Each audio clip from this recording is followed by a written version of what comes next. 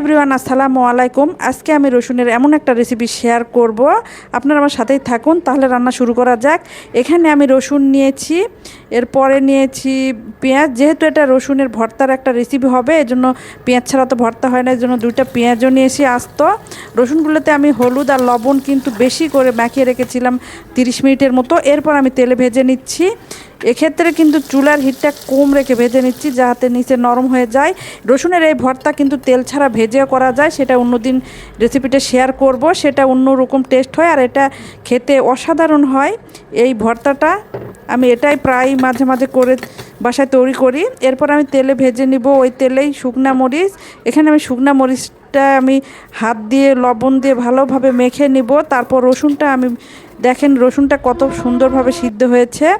এরপর আমি সবগুলো রসুন এগুলো বের করে নিব, নিয়ে ভর্তাটা তৈরি করব। এই ভর্তা আপনারা একবার খেয়ে দেখবেন, খেতে কিন্তু অসাধারণ হয়। তাছাড়া রসুনের তো পুষ্টিগুণ অনেক বেশি। আমার রসুনের এই রেসিপিটা আপনাদের কাছে কেমন লেগেছে কমেন্ট বক্সে জানাবেন।